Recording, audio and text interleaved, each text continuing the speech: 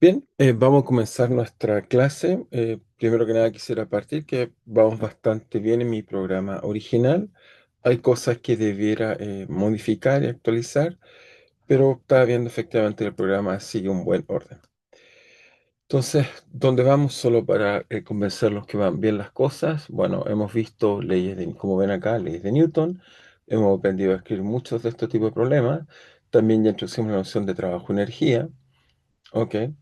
Hemos establecido, digamos, para distintas fuerzas, que estamos fuerzas conservativas y no conservativas, hablamos de energía, así que hemos podido hablar de distintos problemas con distinto interés. Y ahora estamos viendo esta parte acá, que son los sistemas de varias partículas, hablamos de centro-masa, en particular binario, podemos decir de dos, hablamos de colisiones en particular, y hoy día quisiera hablar de nuevo de transferencia, bueno, de momento ya vemos cuando hay colisiones entre partículas, y nos gustaría un poco más entender, digamos, cómo es la dinámica. Y con respecto a la gravitación, ya hemos discutido acerca un poco de ellas, así que hablaremos en el futuro de temas nuevos que tenemos en el programa. Nuestro programa incluye, digamos, otras cosas de fluidos y torques que debemos hablar prontamente. Pero seguiremos con esta última parte. Entonces, ¿qué hemos estado discutiendo? Para este caso, bueno, acá tenemos me encontré esta mejor que está acá. Entonces tenemos dos partículas. No podemos cambiar, por ejemplo, hacer la velocidad de 1 a 0, como lo estudiamos en clase, y vemos que cuando, bueno, en este caso puedo jugar con las masas, cuál es más grande o es más chica, podemos jugar acá, y podemos ver qué pasa cuando estas dos partículas colisionan. Y como vimos en clase, obviamente, cuando la masa era más grande, una se volvía, una seguía de vuelta, y veamos exactamente eso que está ahí. Entonces, tenemos eso. Pero en este caso, fíjense, tenemos una cosa entretenida. Podemos calcular el centro de masa. Este centro de masa. ¿Por qué? Porque este objeto es más masivo que este, así que está ahí. Pero a medida que van, fíjense, se juntan, obviamente cuando colisionan va, y el centro de masa se sigue moviendo independiente de la colisión. Quiero que miren esto nuevamente. Si miran, voy a tratar de colocar la velocidad acá. Voy a quizás colocar un poco más de masa a esta partícula, cosa de colocar el centro de masa más o menos cerca de la mitad. Y fíjense la velocidad que lleva el centro de masa. Va ahí, se va moviendo, sigan la flecha. Se van a dar cuenta que el centro de masa se mueve como que si ni siquiera ocurrieran las colisiones. ¿Por qué? Porque está libre de fuerzas, por lo tanto se conserva su momento. La masa, simplemente la masa total, por la velocidad del centro de masa. Igualmente en esta applet que tenemos acá, la vamos a volver a colocar. Podemos también colocarle el momentum. Ahí vemos. Ahí está el momentum. Bueno, puedo colocarle el momentum a las dos partículas, por si acaso. Y vemos qué pasa cuando colisionan, qué pasa con el momentum y vemos que el centro de masa quede igual. Y acá esto puede detectar el cambio de momentum. Veamos, regresamos las partículas, vemos cambio de momentum. Ok, veamos cómo va eso. Y arriba vemos cómo se cambia el momentum en la parte que está ahí. Así que muy bien, tenemos colisiones de tipo elástico. Ahora, como ven acá, también tengo un parámetro que me permite hacer colisiones inelásticas, es decir, que por ejemplo acá puedo hacerlas colisionar y en este caso no conservan la energía y sí conservan el momentum. ¿Ok? En este caso vemos que hay conservación de momentum, pero no energía, de hecho por eso quedaron pegadas, pero podemos colocar un tanto porcentaje de conservación, dejemos colocarlos iguales. Ok, primero elástico, si no, no vamos a ir nunca. Ok, así y así. Veamos qué pasa si hacemos algo así. Ok, ya se van a salir y van a volver.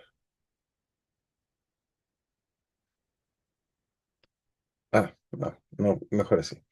Coloquemos acá y volvamos a cambiar un poco la colisión que sea inelástica. Coloquemos el centro de masa y veamos qué pasa cuando hacemos colisionar. Ahí vemos que no se conserva el momentum, pero no la energía. Y esa fracción que ven acá es simplemente decir, cuando uno colisiona, uno se pregunta qué cantidad de energía se pierde y esto nos dice el porcentaje de energía que estamos perdiendo. Muy bien, así que tenemos estas colisiones muy entretenidas, podemos entender mucho acerca de ellas, pero lo que quisiéramos entender un poco mejor es, digamos, entender este concepto que es intercambio de momentum, así que voy a volver a detallar y discutir un poco acerca de este concepto muy importante que es la impulsión.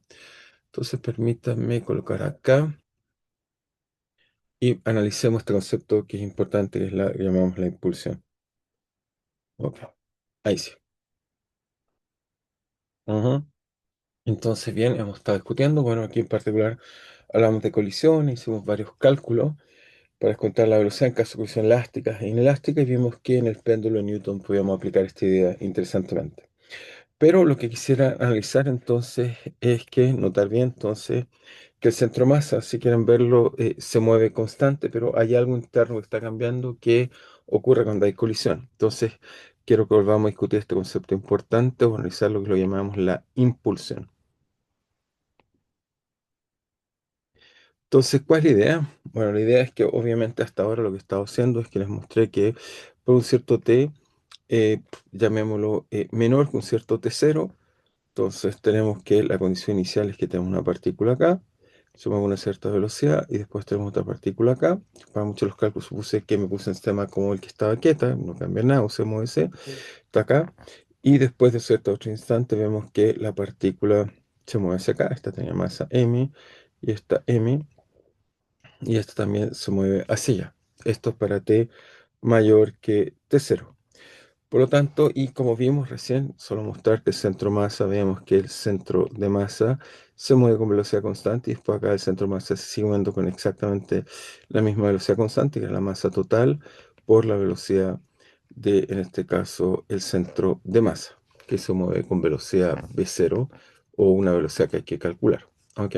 Simplemente recuerden que en este caso se pregunta, bueno, ¿cuál es la velocidad del centro de masa? En realidad quizás lo va a calcular consistente con lo que he dicho antes, así que si lo hago consistente, recuerden que he dicho que la partícula inicialmente se mueve con velocidad v cero, por lo tanto el momentum del centro de masa, que es simplemente la masa total, es decir, que es en este caso m más m, me da que el momentum total es simplemente la masa m1 m por b más m0 por cero, porque en este caso no se mueven hacia allá, y por lo tanto me queda que esto era m b0 en la dirección x, y por lo tanto me dice que el centro de masa, que es igual a la masa total, se mueve simplemente con la velocidad del centro de masa, y esto es igual, estamos usando el otro color, usamos color negro, es igual a m b0 en la dirección X unitaria, por lo tanto, eso concluimos que B de centro de masa es simplemente, en este caso, la masa partido por M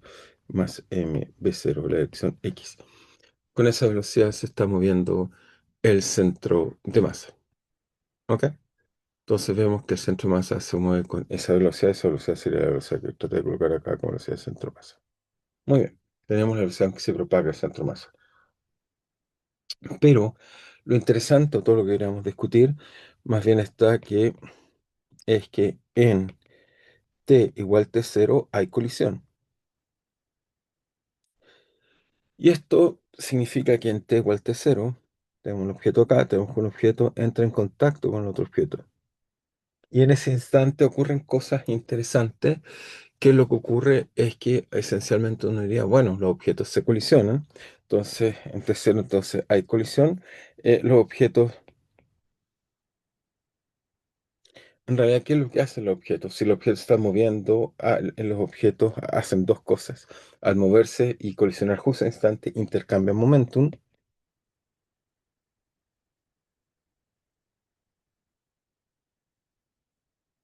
y también energía. Se conserva, pero se intercambia. ¿Ok? Se conserva energía total, pero las partículas en sí mismo intercambian sus valores. Entonces tenemos que de alguna forma modelar mejor la impulsión y lo que significa, digamos, qué es lo que está ocurriendo en este proceso, digamos. Y uno, a grosso modo, diría, bueno, lo que hay es que ese instante el objeto, por ejemplo, entra en contacto, aparece una fuerza, y esta fuerza, porque antes se está moviendo libre de fuerza, pero justo en ese instante, obviamente, cuando entra en contacto, uno ejerce una fuerza sobre el otro, y por acción-reacción ejerce uno la misma fuerza, prima, exactamente menos la fuerza del otro, por acción y reacción. Entonces, en ese instante aparecen fuerzas que están ahí. Y por otro lado, entonces sabemos que lo que vemos acá, que el momentum total es el mismo, pero el momentum de las partículas cambian, por eso se mueven. ¿Ok? Por lo tanto, uno diría que el momentum de una partícula dada, entonces el momentum, entonces si lo analizamos desde una partícula, visto, visto desde una partícula, que lo que observamos visto en una partícula, el momentum cambia. Es decir, que lo que está ocurriendo es que nuestra partícula, llamemos P, momentum, simplemente masa por velocidad de la partícula y cualquiera, lo que vemos es que la partícula tiene un momentum final o inicial y este después de la colisión pasa un momentum final, ¿ok? Pasa un momento exactamente final. Luego, entonces uno diría, bueno, pero ¿cómo puedo establecer una relación entre un momento inicial y final? Bueno, yo diría, si usamos la ecuación de Newton, sabemos que a través de la fuerza hay una relación. Sabemos que la variación de momentum, es decir, de AdT de la masa por la velocidad de la partícula, debe ser igual a la fuerza que se aplica sobre la partícula. Y de aquí, si hacemos problema inverso,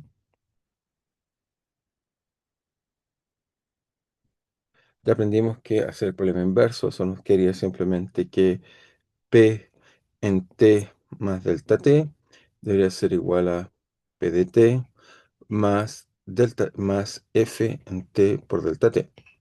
¿Ok? Y si lo hacemos para la colisión, a priori no ocurre, puede ser que ocurra en tiempo pequeño, pero puede ser que ocurra en un tiempo dado. Entonces, notar bien, observación, la colisión puede ocurrir en un tiempo dado.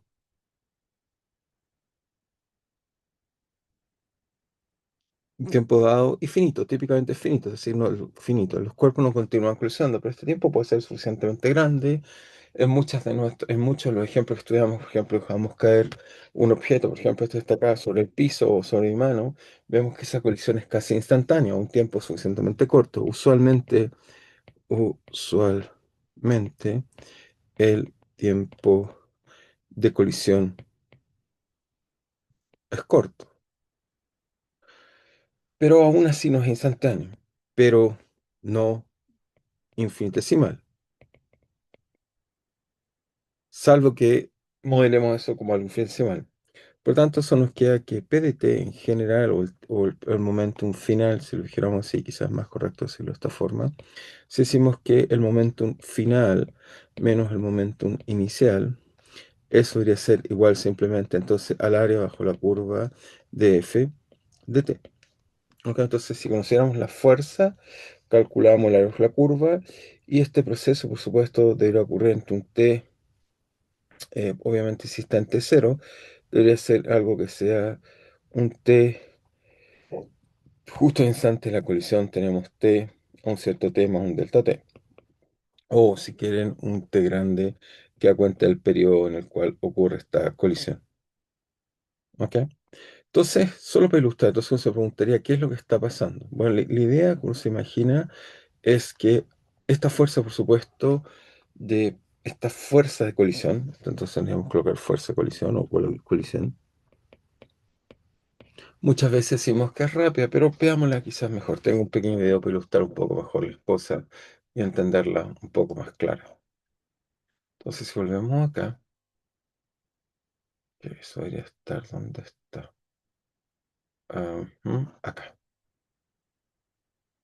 Ujú. Ok.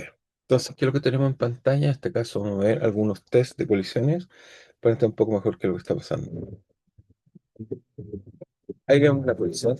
Si fijan, vemos instantáneamente cómo un vehículo colisiona un auto y hay diferentes cámaras y sensores para entenderlo un poco mejor. Veamos cómo se entiende mejor. Ahí va la colisión. Fijan, dura algunas fracciones.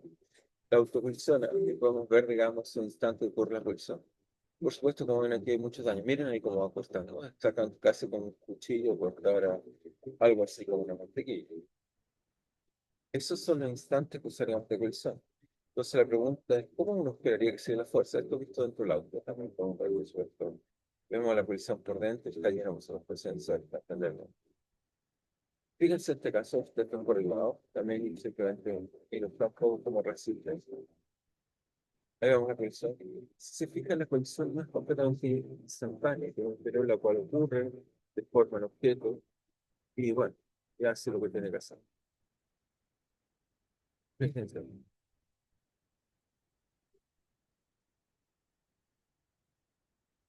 Entonces podemos ver que las colisiones no son instantáneas, que tienen un periodo. Vamos, aquí van a mostrar otros vehículos, simplemente para que apuramos un poco, veamos cómo es la colisión.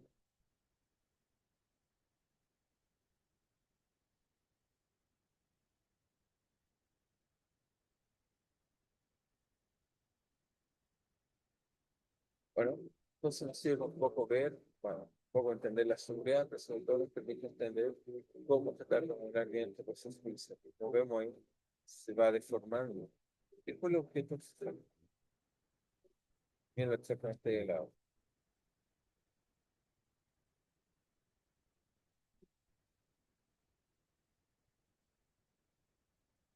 Perfecto. Entonces volvamos, tratemos, espero que hayamos aprendido algunas cosas de estas imágenes, estos videos, que nos puedan hacer entender un poco mejor qué es lo que está pasando.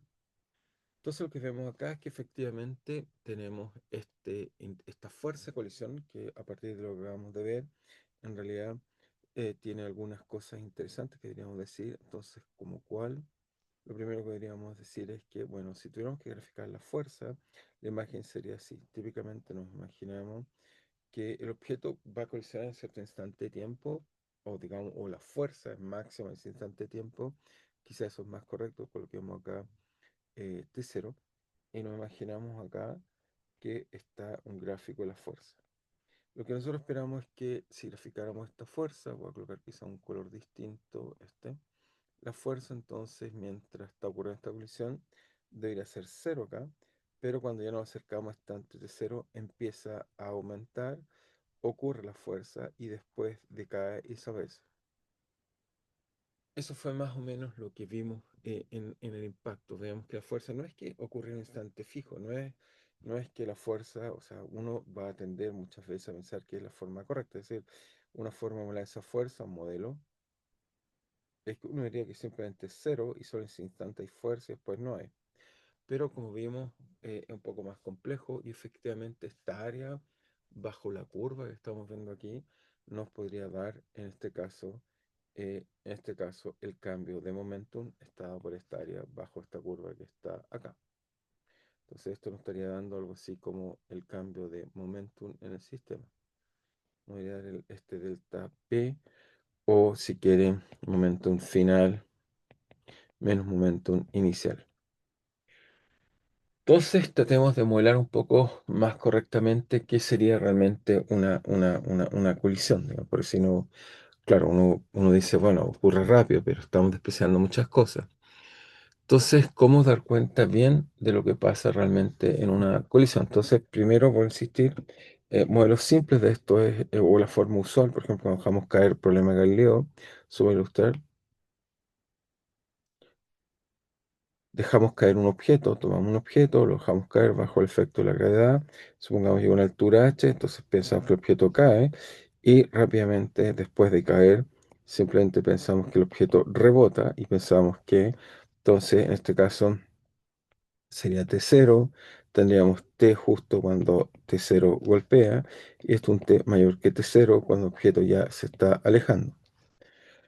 En este caso, claro, entendemos bien que el cambio, digamos, o vamos a suponer que la colisión es instantánea, no como acá, o la muelamos muy rápido. Diríamos que en este caso, claro, en este caso uno sabe calcular que simplemente es el momentum, debería ser simplemente la masa por la velocidad. Entonces, en este caso, para t menor que t0, primero tratemos de entender cómo calcular o entender cuál es la diferencia de momentum. Para t menor t0, entonces lo que tendríamos es que la partícula justo antes de colisionar, entonces partícula justo antes de colisionar, su momentum es, entonces el momentum inicial ante la colisión sería simplemente la masa, supongamos que tiene una masa m, y tiene una velocidad que esencialmente tiene que, si hacemos por conservación de energía, va como raíz de 2GH. ¿Ok? Eso nos daría una velocidad.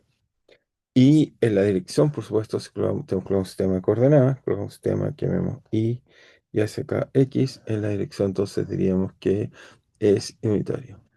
Y el momentum después de la colisión, suponemos que la colisión es elástica, es decir, que estamos suponiendo, como ya vimos en clase, que el objeto está acá, es muy masivo, en este caso en la Tierra, vemos que siempre el objeto colisionaba y se devolvía, especularmente, eso puede usar colisión elástica, entonces colisión elástica. Fíjense, cuando hacemos este análisis de colisión elástica, nunca modelamos qué está pasando con la fuerza, solo hablamos de diferencia de momentum. Diríamos que sale exactamente la misma velocidad, aquí hay un menos porque es hacia abajo, y después sale hacia arriba a raíz de 2GH instantáneamente posterior a la colisión. Entonces este es justo después de despegar. Y por tanto contaríamos que la diferencia de momentum es igual a entonces esta cantidad que vemos acá que, bueno, les dije, vamos a ponerle un nombre, esta diferencia de momentum, de haberla llamado acá, es lo que vamos a llamar impulsión.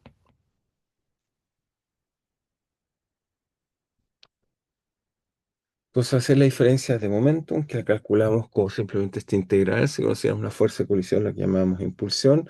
En este caso, la impulsión, que típicamente usamos una letra, la voy a llamar I. Entonces vamos a escribir bien eso. Entonces nos queda esto está acá. En este caso la diferencia sería m raíz de 2GH menos ny menos m raíz de 2GHY. Por lo tanto, esto nos dice que delta P, que es igual a la variación de momentum, en realidad el módulo de variación es lo que llamamos momentum. También lo podemos colocar, la impulsión típicamente la colocamos como un escalar. Simplemente nos daría que en este caso vale 2m raíz de 2GH. ¿Ok? Entonces eso es la impulsión. Entonces la impulsión, por insistir, es un concepto muy, muy simple que busca más bien, lo que vamos a decir es que la impulsión en realidad va a ser el módulo de, en este caso, la fuerza por dA de t de un cierto t más un t más delta t que ocurre la colisión. ¿Ok? Entonces, en general, eso nos va a dar la definición de impulsión. Sus dimensiones,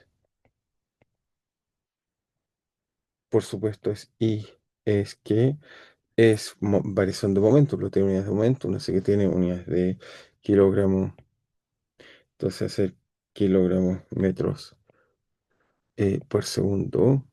Ok, eso tiene unidades de momentum. Y en general, volviendo al punto de acá, claro, tenemos, ya les dije que la colisión cuando ocurre, en general es difícil modelar bien esta fuerza, pero podemos modelar. Entonces sacamos un modelo para hacer una estimación de cómo es la fuerza. Entonces, modelemos la colisión como vimos, como la vimos en los videos que recién les mostré. Vemos entonces que hay una colisión y quisiera modelar la fuerza. Entonces, si quieren, vamos a hacer algunas hipótesis. La primera hipótesis que podríamos decir que se supone, consideramos que el proceso es muy rápido, ok, eso es razonable, que consideramos que el proceso es rápido, consideramos que el proceso de colisión es rápido, es una hipótesis razonable, y también podríamos decir que, o que es rápido y vamos más o menos eh, suponer que ocurre rápidamente y podría ser simétrico, una fuerza simétrica, o sea, simétrico, pero tratemos de modelarla. Entonces, la hipótesis 2 o con ese funcionamiento rápido, entonces, ¿cómo modelamos esto? Veamos si usamos otra hipótesis.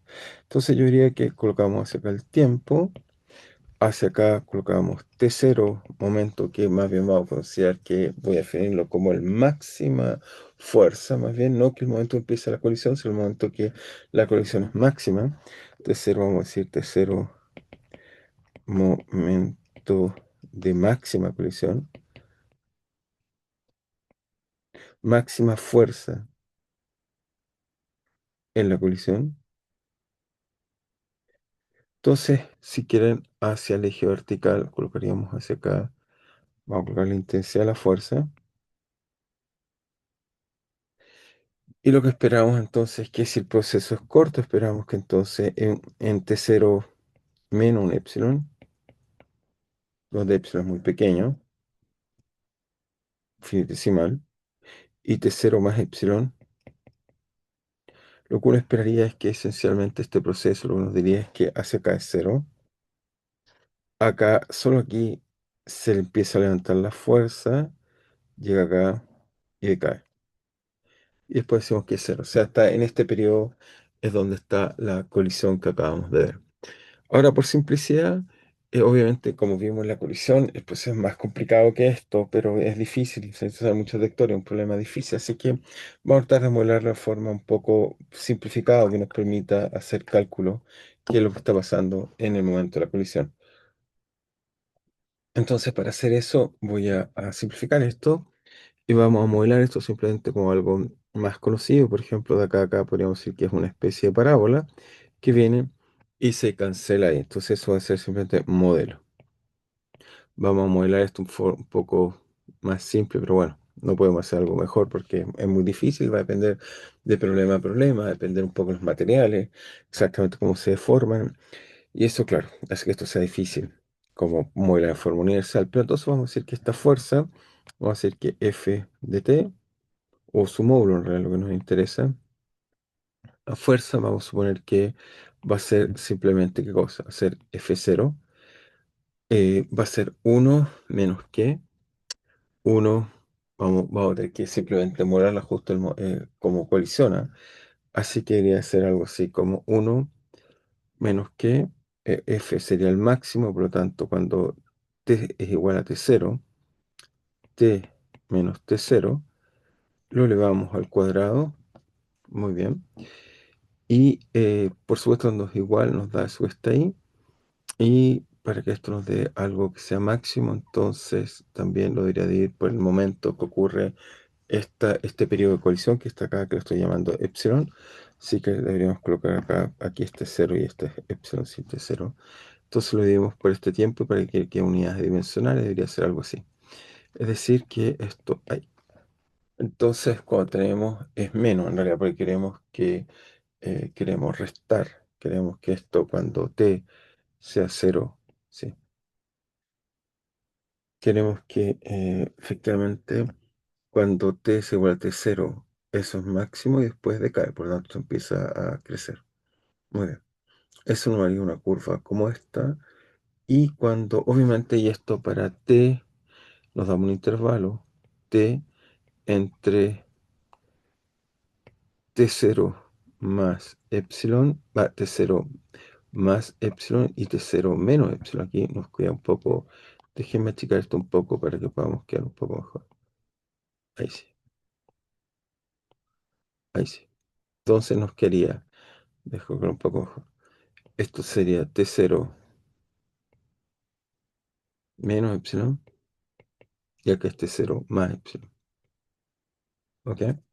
Y para T diferente, es decir, para T menor que T, y aquí podría ser igual, total empieza a jugar la fuerza. Entonces la cancelamos. Entonces nos queda que efectivamente nos queda que para T menor que T0 menos epsilon, entonces la cosa simplemente decimos que es cero. Y para t mayor que t0 más epsilon, cero. Decir que la fuerza efectivamente solo la operamos en este instante y cuando t es obviamente este menos t0 nos queda simplemente, claro, queda 1 y eso se nos hace cero, así que está todo en orden. Nos queda exactamente el modelo rojo que tenemos ahora en pantalla. Muy bien, entonces ahora con esto calculemos momentum. Calculemos, calculemos momentum. O calculemos más que el momento, la impulsión. Solo queremos calcular la impulsión. Calculemos la impulsión.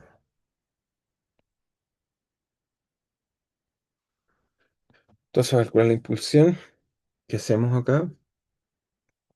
simplemente calculamos la integral. Entonces calculamos la impulsión, en este caso, la integral de qué. De esta integral que iría entre t menos epsilon, t más epsilon, y epsilon no olviden que es pequeño. Estoy suponiendo que epsilon, todo este instante estoy suponiendo que epsilon es muy pequeño, de f0, que f de t, por dt. ¿Ok?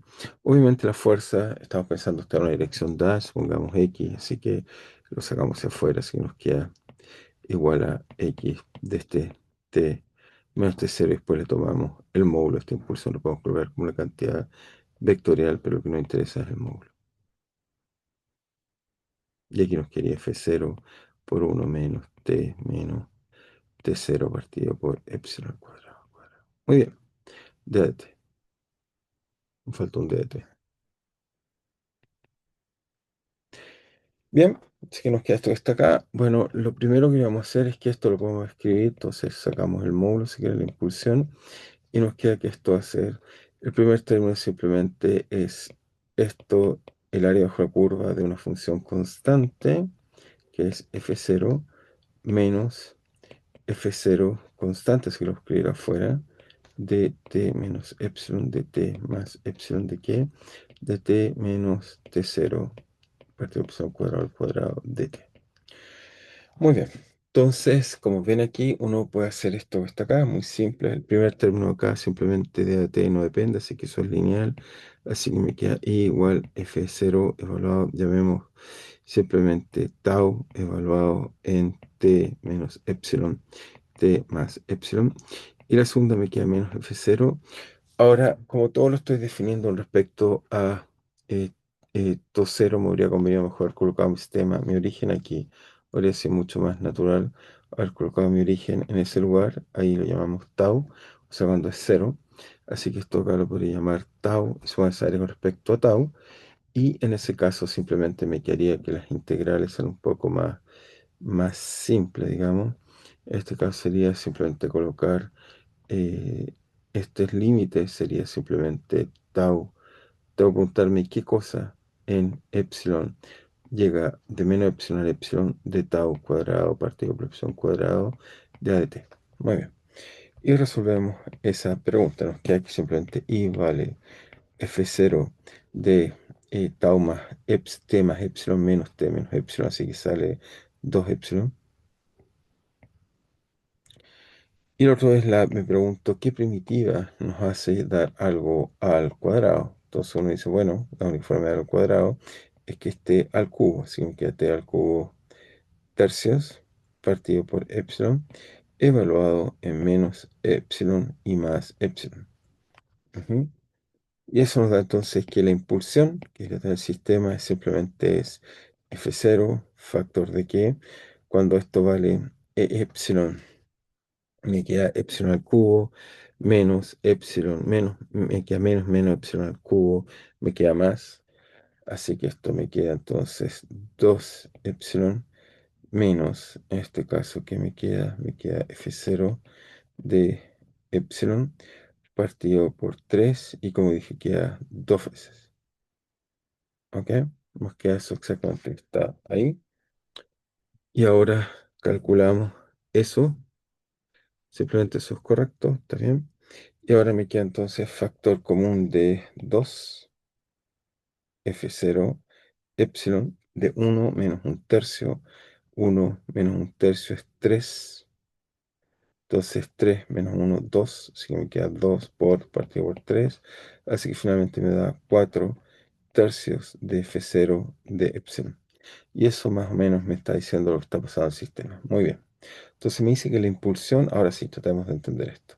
Me está diciendo que cuando colisiona un objeto, tiene una impulsión de tal forma que el área bajo esta curva que está acá, es decir, que en este caso el área sería esta área que está acá, y esa área esencialmente va a ser el 4 tercios del máximo por el tiempo que estamos tomando en cuenta. Y es porque hicimos una parábola, hemos hecho un cuadrado u otra forma, pero esto nos dice que la impulsión es proporcional a la fuerza por algún factor geométrico y el tiempo. Entonces, a grosso modo, si quieren verlo, lo que esperamos, que es lo intuitivo, que esto, entonces, que la impulsión, observación, la impulsión, si la definimos como F por dt, módulo de esto. Esto más o menos debería ser algo así como la fuerza o la intensidad de la fuerza, algún F0, por el periodo que tiene, por el delta T que se aplica a la fuerza, ¿ok? Y algunos factores geométricos. Entonces, factores geométricos. Y eso efectivamente nos da la fuerza que tiene el problema. Así que muy bien, logramos entonces entender, digamos, este problema que está ahí, colocando este tipo de modelamiento muy simple, logramos entender qué ocurre con la impulsión realmente en el sistema. Entonces ahora lo que vamos a hacer es, muy bien, hemos visto colisiones, pero en general uno ve cosas un poco más complejas, porque fíjense que en nuestro modelo por ahora, o sea, deberíamos hacer la observación, en nuestro modelo estudiado anteriormente, nuestro modelo se aplica a colisiones unidimensionales. ¿Qué quiere decir? Que hasta ahora hemos estado buscando esencialmente una partícula acá, otra acá, esencialmente hemos colocado que colisionan así y eso nos da, bueno, colisiones de este tipo, pero en realidad uno puede hacer colisiones más complejas que tengan, digamos, tomen en cuenta la estructura de la partícula. Por ahora unidimensional nos da un poco lo mismo, pero tratemos de ver cómo son las colisiones, ahora sí, bidimensionales.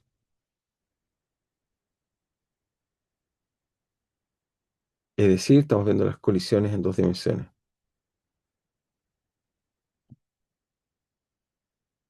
en 2D. ¿Qué quiere decir esto? Que si volvemos acá, permítanme verlo mejor en la Applet, vamos un poco más claro.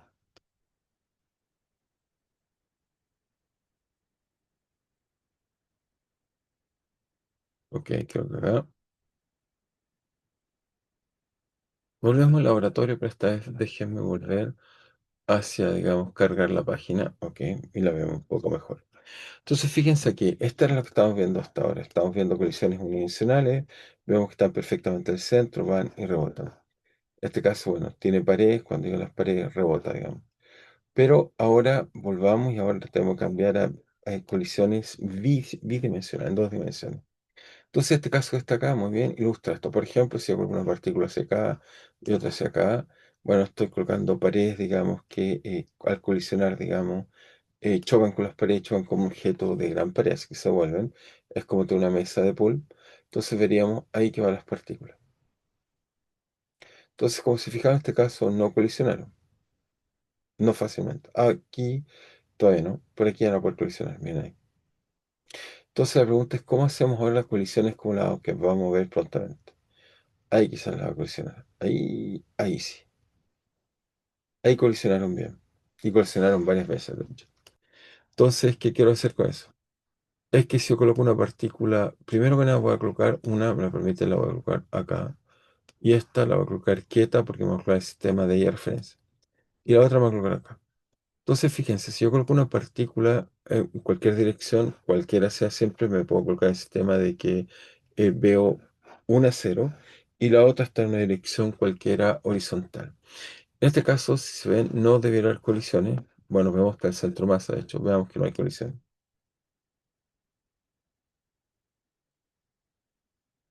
¿Y por qué no tenemos colisión en este caso? Es porque hay que introducir un nuevo concepto. El sistema de la partícula uno no está viendo la estructura de la partícula 2 y por lo tanto nunca van a colisionar.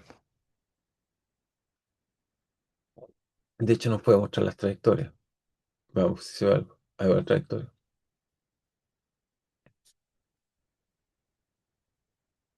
Entonces uno dice, pero ¿cómo puedo hacer que esto colisione? Entonces, ¿cómo hacemos esto? Bueno, vamos a parar la luz de esta partícula y primero que nada voy a cambiar, fíjense, si coloco ahí, lo voy a volver a colocar horizontal, lo mejor que pueda horizontal, pero esta vez fíjense, si está horizontal, ahí, ahí ya puedo tener una colisión. Veamos cómo. Se fijan, en este caso, veamos que hay colisión.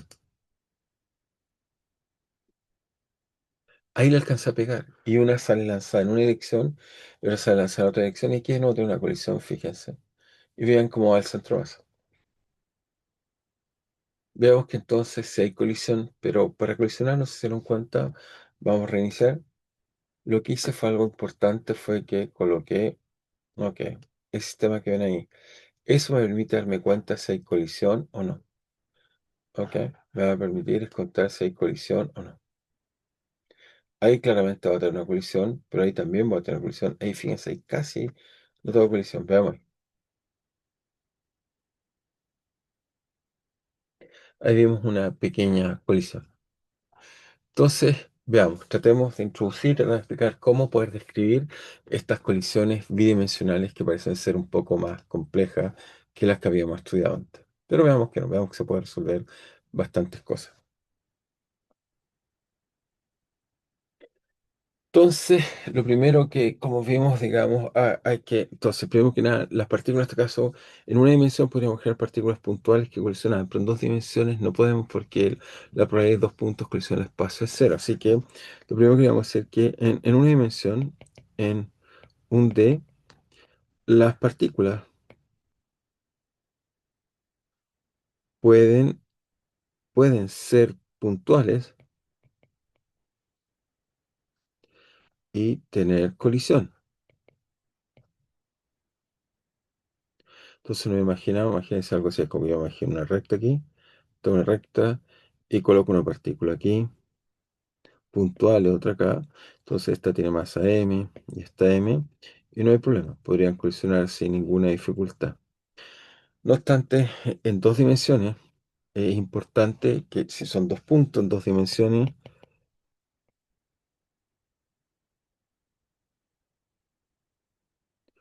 tenemos que, si este es un punto, colocar un punto acá, otro punto acá, la probabilidad de que dos puntos se colisionen, si no los coloco exactamente en la misma recta inicial, va a ser cero.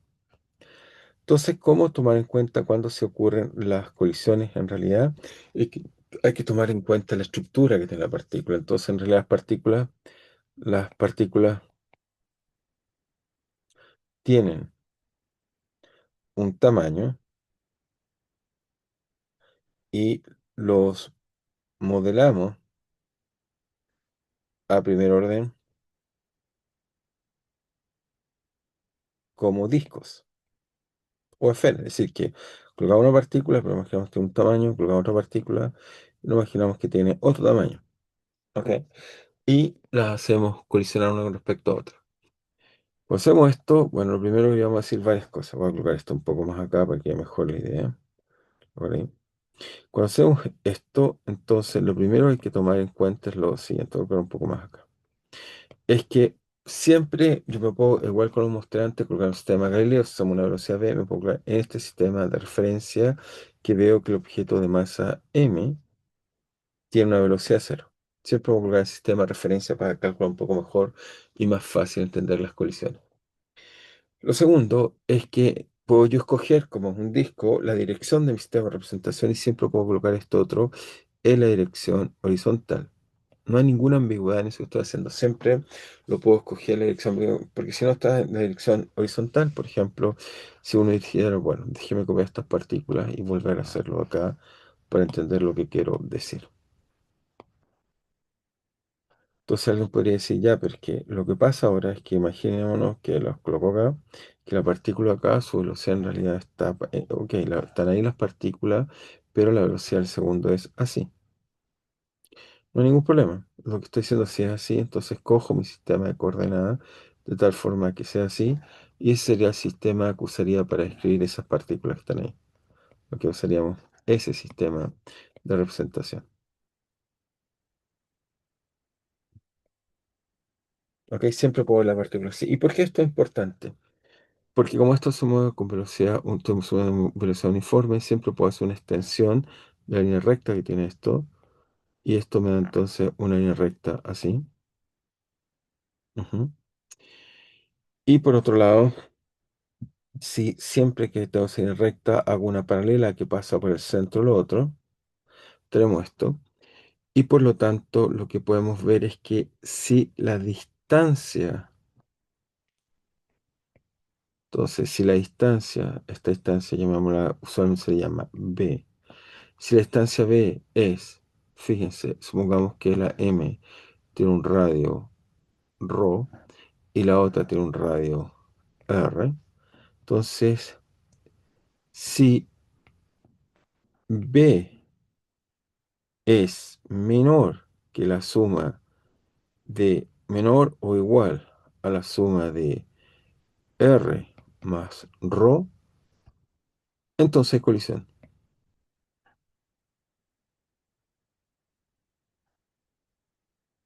¿Por qué?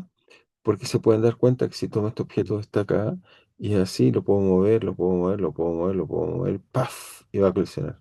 Le pega justo donde tiene que pegarle. O sea, mientras este B sea menor que esto que está acá, entonces hay colisión. Entonces, este B, voy a analizar el caso abajo, pero primero déjeme anotar. Entonces, observación, B se denomina parámetro de impacto,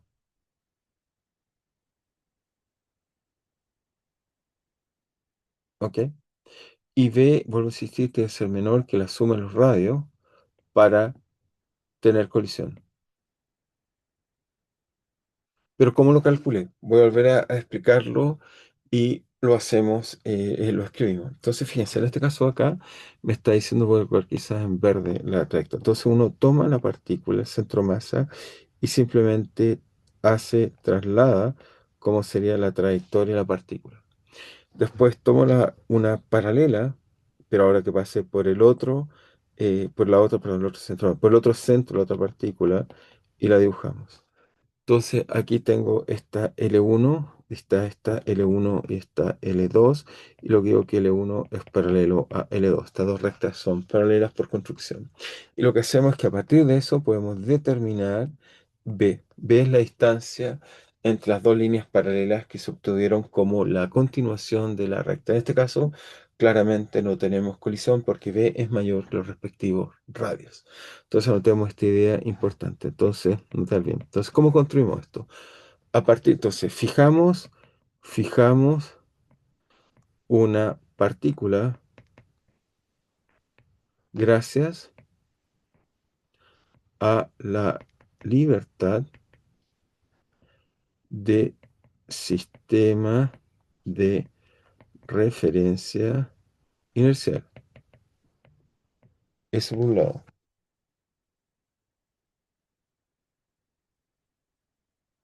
Segundo,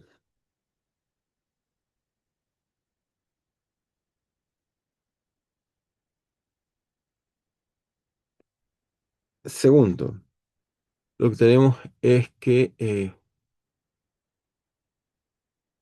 entonces, segundo tenemos, ok, entonces tenemos un sistema de partículas, gracias a la libertad del sistema de referencia inercial, fijamos una partícula. Después la otra, simplemente continuamos la línea recta, entonces continuamos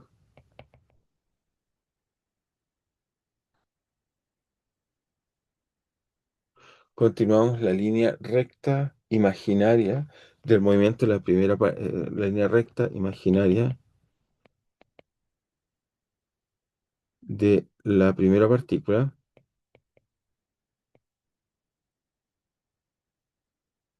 y construimos la recta y construimos la recta que llamé L1. ¿Ok? Que acá llamaríamos L1. Es simplemente hacer esa recta. Dos, posteriormente,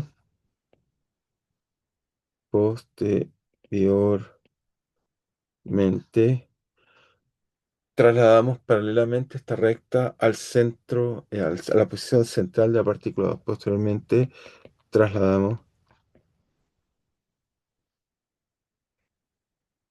una recta paralela que pasa por L2, que pasa por, que pasa por el centro de la partícula 2,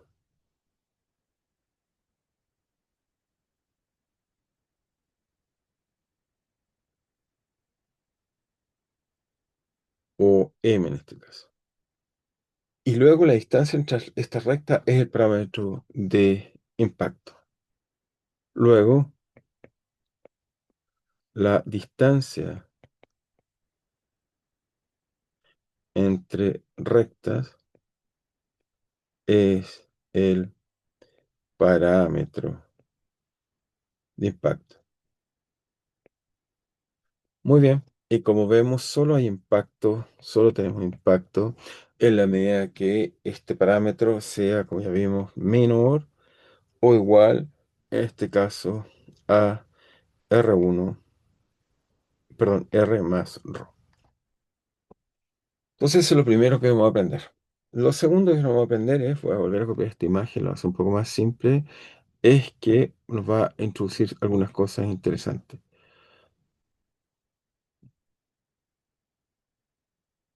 Lo colgamos acá. Bien, tenemos esto ahí.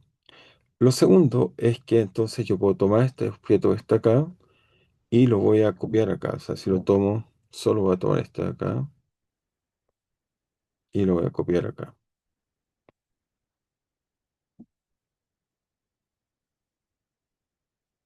Entonces, cuando pega acá, fíjense, justo en el momento de la colisión, entonces estamos en la colisión, voy a borrar un poco cosas, voy a sacar algunas cosas. Ok, ese no lo quería borrar.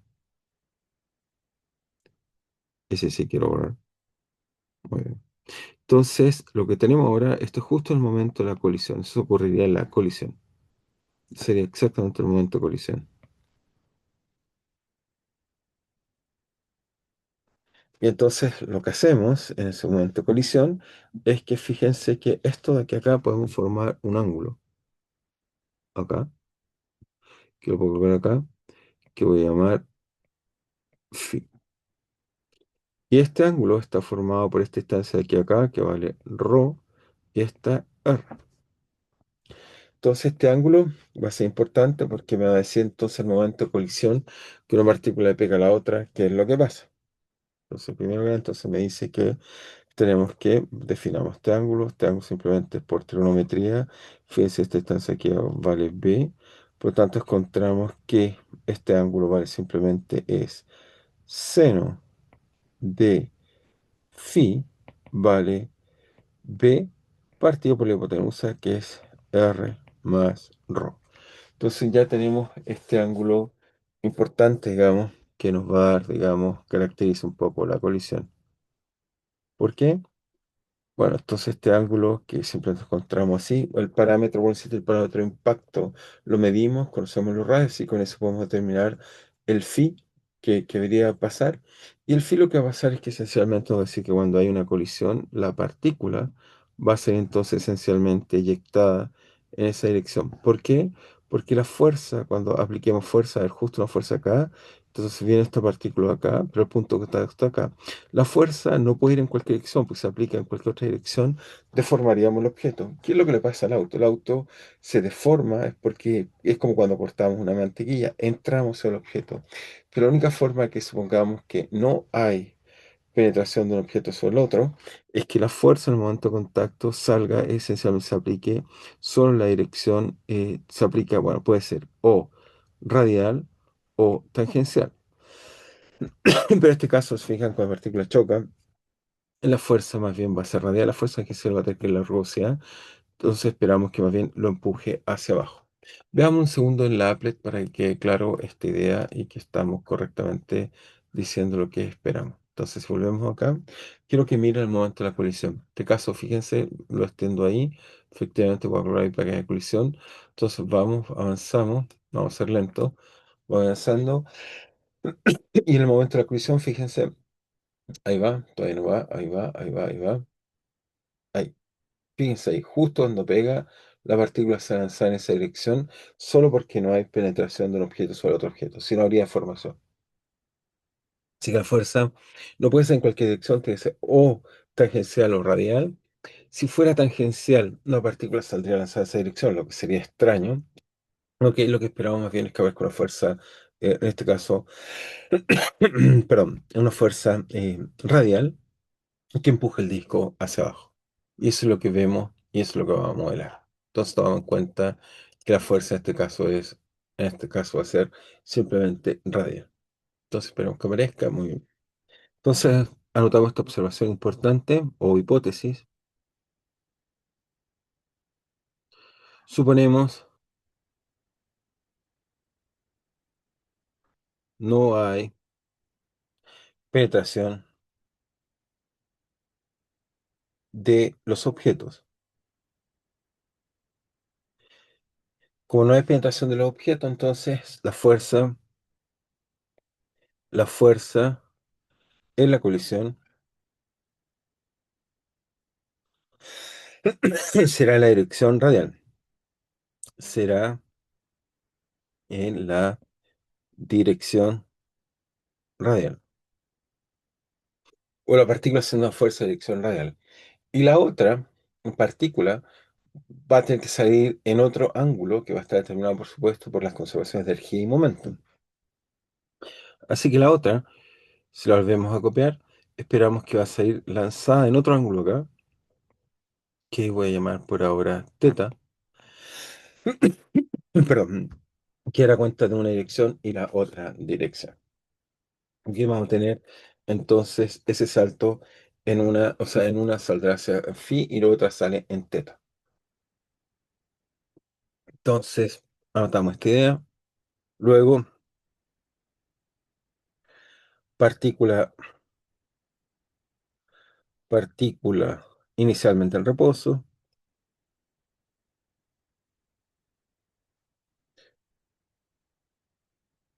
saldrá en un ángulo phi y la otra en un ángulo teta. Entonces, supongamos ahora que tenemos efectivamente conservación, supongamos que tenemos conservación de momento y energía, es decir, consideremos colisión elástica, es decir, conservación de energía y momento. Y tratemos de nuevo entonces ahora caracterizar, si podemos, la idea es poder encontrar varias cosas, es encontrar las velocidades finales y el ángulo final. Es decir, para t menor que el instante de colisión, tenemos una partícula acá, dejen de dibujarla acá. Y después tenemos otra partícula por acá, la cual, ok,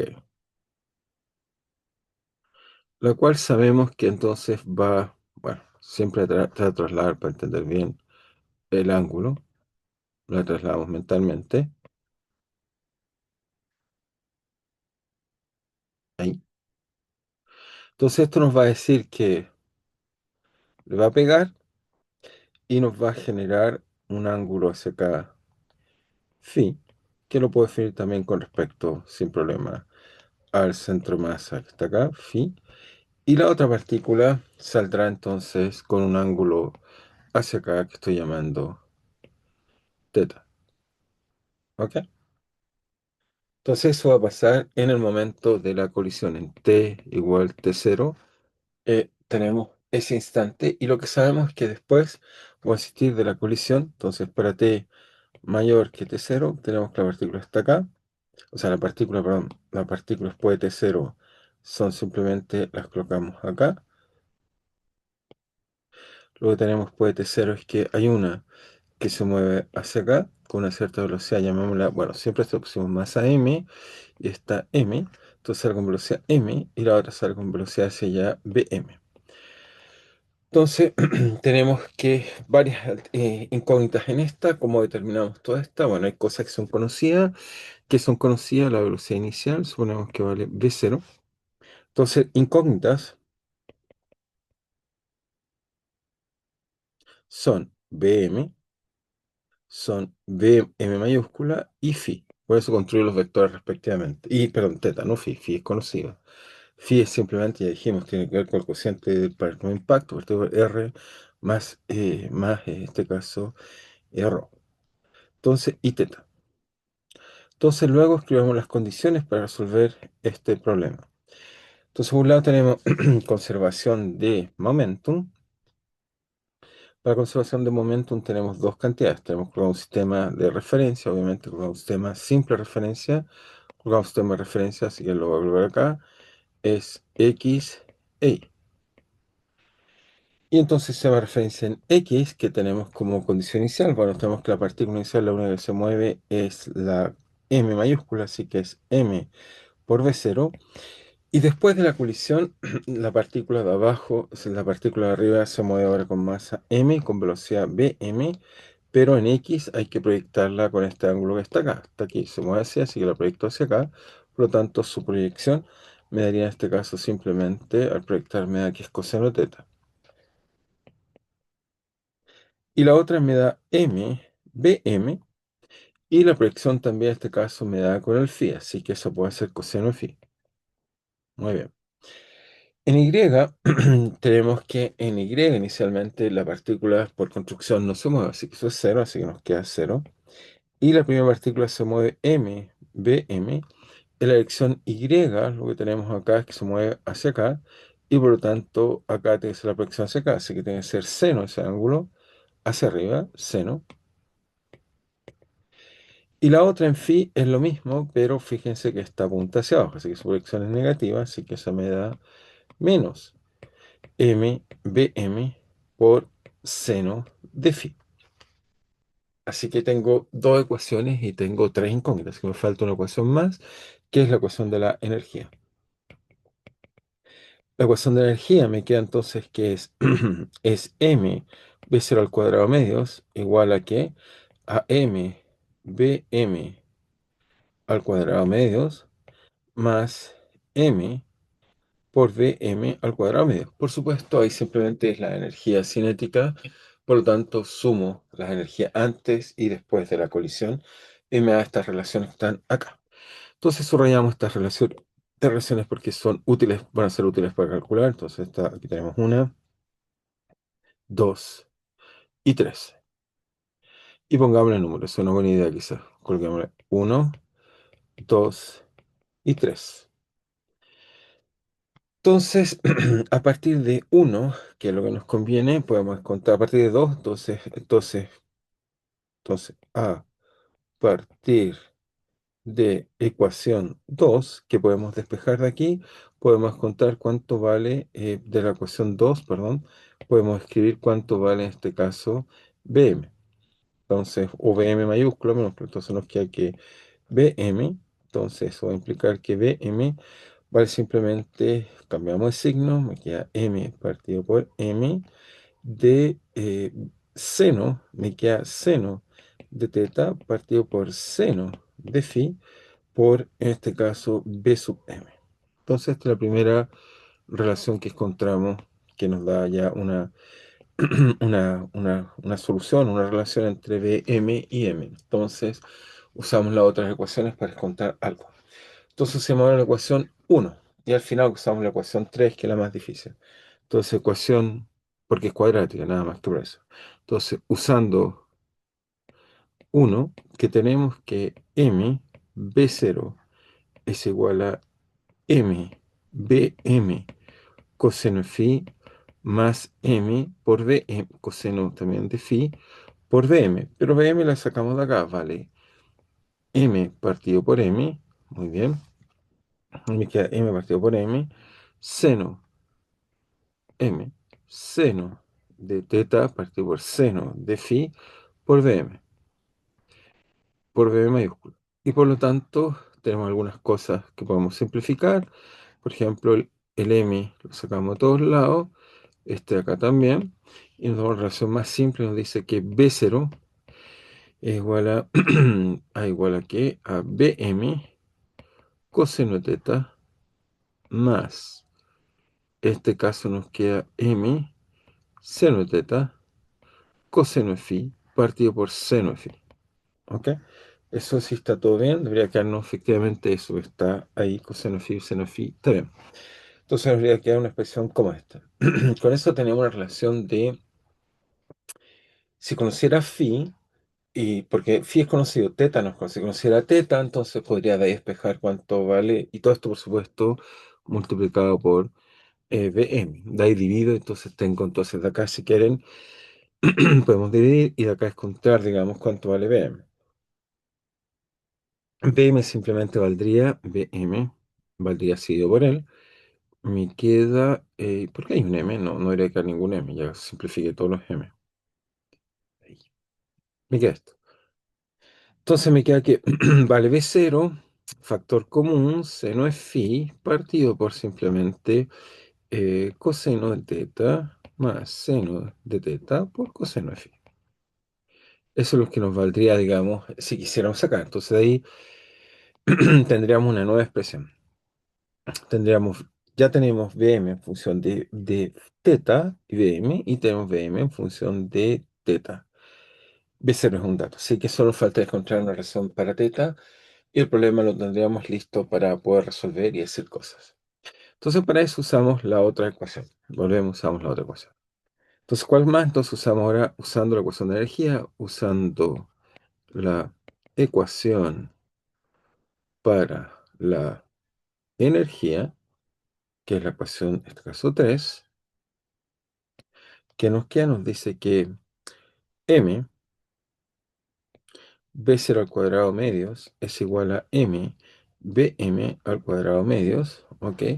Más m por bm cuadrado. Pero déjeme al tiro colocar este m al cuadrado. Entonces nos quedaría m partido por m al cuadrado, seno al cuadrado de teta, ok, partido por seno de phi al cuadrado por dm. Muy bien, al cuadrado. Y eso ya tiene algunas cosas y que podemos simplificar. Fíjense que voy a empezar a simplificar algunas cosas porque sea un poco ya más a usar esta expresión. Tenemos un m acá y un m al cuadrado acá. Por otro lado tenemos un m acá que cancela con el m que está ahí. Y también acá tenemos un 2, un 2, un 2. Podemos cancelar algunas cosas para hacer esto un poco más simple este cálculo.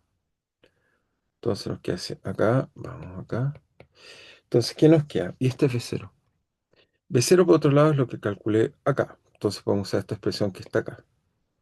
Entonces me queda eso al cuadrado. Es decir, que me queda BM al cuadrado por el cuadrado que está ahí, pero es pura función trigonométrica. Así que me queda el cuadrado del primer término, es coseno total al cuadrado, más dos veces el primero por el segundo. Me queda dos veces coseno por el segundo, que es seno. Y me queda digo, multiplicado por coseno de phi, seno de phi. Entonces me queda coseno de phi, seno de phi. Más el último término al cuadrado, que eso es simplemente seno al cuadrado de teta por coseno al cuadrado de phi partido por seno al cuadrado de phi. Igual a, ese sería mb0. Es b0, perdón, ya sacamos el b0. Igual a bm, entonces tenemos bm acá, muy bien. Y después me queda que es igual a más un m partido por un m, eso lo simplificaron, y me queda seno al cuadrado de teta, muy bien, eso fue lo que escribimos, son 3, me queda seno al cuadrado por seno phi al cuadrado, y también por bm cuadrado. Entonces, fíjense, esto es interesante, ¿por qué? Porque en esta expresión de acá ya no depende de bm, y solo una relación entre los ángulos y datos conocidos, por lo tanto, eso ya está bien. Entonces ya empieza a darme algo interesante. Por otro lado, para que me quede algo más cómodo, entonces me quedaría, ¿qué cosa? Fíjense, bueno, escribamos un poco y tratemos de ver qué nos queda. Entonces, fíjense, nos queda el coseno que está acá, lo voy a pasar para el otro lado, entonces me va a quedar solo dos veces. Esto es coseno de teta, seno de teta, ujú, por coseno de phi partido por seno de phi, más seno al cuadrado de teta por coseno cuadrado de phi partido por seno cuadrado de phi es igual a, el igual lo escribo acá abajo, es uno que me queda de este número que está acá, el uno que estaba acá, y después me queda uno menos coseno cuadrado, y ahí podemos usar todo en Pitágoras, muy bien, más m seno cuadrado de teta partido por seno cuadrado de phi, y por supuesto hay un seno cuadrado de phi. Muy bien, y hay un m chico acá. Entonces, bueno, la primera simplificación que vamos a hacer que esto es seno al cuadrado de teta. ¿Ok? ¿Y eso por qué? Porque no olvidar que tenemos la relación del teorema de Pitágoras, teorema de Pitágoras, que nos dice que coseno cuadrado de teta más seno cuadrado de teta es igual a 1. ¿Ok? Nos dice esa propiedad fundamental de todo triángulo que esencialmente nos está diciendo que la suma de los objetos al cuadrado es igual a la hipotenusa al cuadrado. Muy bien. ¿Y qué más hacemos? Fíjense que acá podemos hacer, voy a colocar quizá en verde, voy a simplificar algunas cosas. Ya veo varios factores comunes. Por ejemplo, puedo dividir esto por seno al cuadrado de teta. O sea, dividir, no multiplicar, dividir, lo voy a escribir al revés. Voy a dividir por, entonces, por seno al cuadrado de teta. He simplificado algunas cosas. Y también vamos a dividir por seno de phi. Y multiplicamos por seno cuadrado de phi. Si hacemos eso, ¿qué nos queda? Bueno, el lado derecho. ¿Qué nos queda? Si divido por seno al cuadrado me queda entonces algo así como vamos sumando, nos va a quedar. Entonces esto nos queda acá, pero ok. Acá, ¿qué nos queda? Del lado ya nos queda dos veces, nos queda coseno, hay un seno con un seno, al multiplicar me queda coseno de teta partido por seno de teta y simplifiqué un teta arriba. Abajo me queda, y está multiplicado por seno de phi, y me queda entonces coseno de phi por seno de phi. Se cancela con uno de abajo. Más seno cuadrado que está ahí se cancela con este seno al cuadrado, muy bien. Y me queda entonces simplemente, y el seno de phi se cancela con el seno de phi que está acá, eso ideal, me queda solamente perfecto, me queda coseno cuadrado de phi. Al otro lado me queda entonces, me queda seno cuadrado que multiplicado por el seno cuadrado que está acá, este se cancela con este, así que me queda seno de phi al cuadrado. Y el último término me queda simplemente más m partido por m. Muy bien. Y esta expresión está casi lista, podemos usar algunas propiedades trigonométricas. Por ejemplo, ¿qué propiedad usamos? Que el coseno de alfa más beta es el coseno del primero por el coseno del segundo menos, en este caso, el seno del primero por el seno del segundo. Y que el seno de alfa más beta es suma de ángulos, usamos el hecho que es igual al seno del primero por el coseno del segundo más el coseno del primero por el seno del segundo. ¿Ok? Y porque esto es útil, porque trivialmente entonces uno se da cuenta que si uno escribe coseno, en este caso seno de 2 phi, uno encuentra que eso vale dos veces coseno o coseno de phi, seno de phi, porque es justo esta expresión es la que tenemos ahí con el 2. ¿Ok? Usando ahí lo que uso es eso, si alfa y beta son iguales, entonces queda dos veces, y se me da seno de eso. Y por otro lado, la otra identidad que voy a usar, estos son identidades.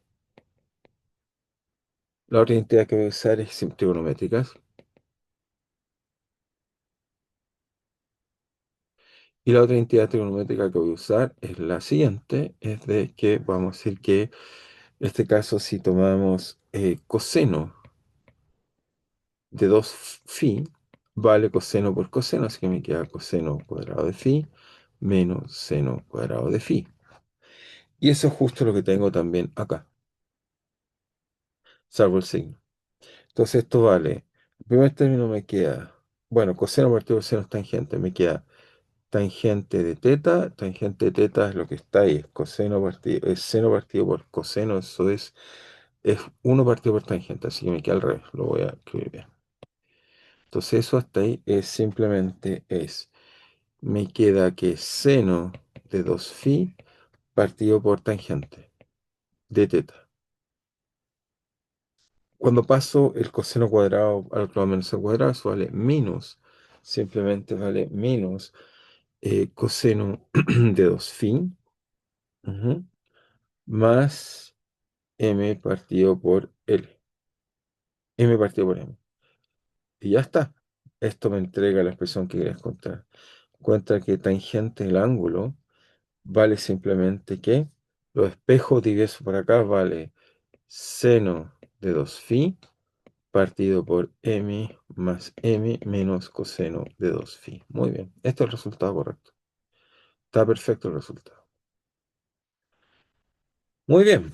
Entonces, esto nos resuelve el problema. Esto nos dice cuánto es el cálculo del problema. Nos enseña en realidad que, bueno, tenemos que analizarlo ahora, pero voy a respetarlo ahora, pero con esto está el resultado, esto es decir, que tomo una colisión de dos partículas así, y lo que voy a encontrar es que la incógnita o la velocidad es la siguiente. El ángulo con que la partícula colisiona sale es este, y además voy a descubrir que con este ángulo IBM puedo determinar los otros y con eso determino todo el problema. Sí, con esto está el problema completamente determinado, pero lo vamos a discutir un poco en la próxima clase, sacar un poco provecho y tratar de con eso entender, digamos, esto que estamos viendo acá, porque hasta ahí no nos queda claro, pero al fin vamos ahora sí a entender, puedo volver acá y entonces si el computador se coloca acá, entonces, ¿cómo es la colisión? Eso fíjense, ahora voy a terminar. Ya sé cuál es el ángulo vale seno de 2 phi tiene que ver con el parámetro de impacto, parámetro RM, y una vez que saco eso, saco las velocidades, y es así como realmente calculamos las velocidades. Pero, insisto, lo analizaremos con más calma digamos, en clase. Así que nos vemos, o sea, en nuestra próxima clase. Nos vemos, cuídense.